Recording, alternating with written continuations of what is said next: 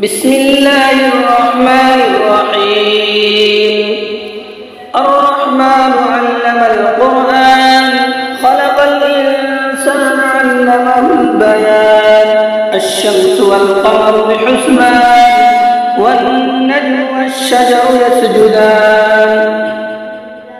والسماء رفعها ووضع الميزان ألا تطغوا في الميزان وأقيموا الوزن بالقسط ولا تخسروا الميزان. والأرض وضعها للأنام فيها فاكهة والنخل ذات الأكمام والحب ذو العصف والريحان.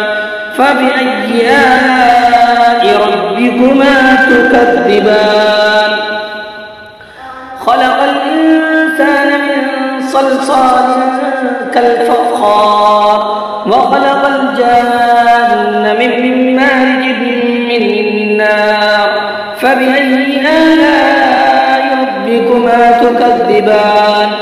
رب المشرقين ورب المغربين. فبأي آلاء ربكما تكذبان؟ مرج البحرين يلتقيان بينهما برزخ لا يبغيان. فبأي آلاء ربكما تكذبان؟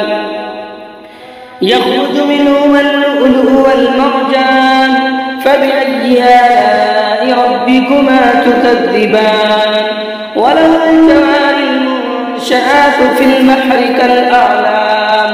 فبأي آلاء ربكما تكذبان؟ كل من عليها فان ويبقى وجه ربك ذو الجلال والإكرام.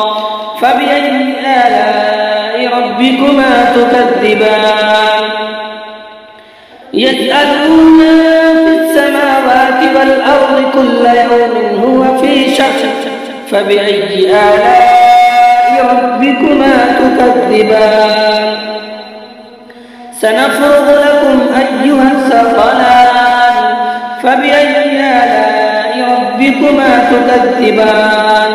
يا معشر الجن والإنس إن استطعتم أن تنفذوا من أقطار السماوات والأرض فانفذوا لا تنفذون إلا بسلطان. فبأي آلاء ربكما تكذبان؟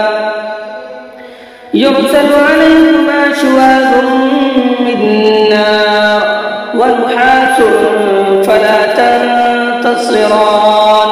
فبأي آلاء ربكما تكذبان؟ فإذا انشقت السماء فكانت وردة كالدهان. فبأي آلاء ربكما تكذبان؟ فيومئذ لا يسأل عن ذنبه إنس ولا جان. فبأي آلاء ربكما تكذبان؟ يعرف المجرمون بسيماهم فيؤخذ بالنواصي والأقدام. فبأي آلاء ربكما تكذبان؟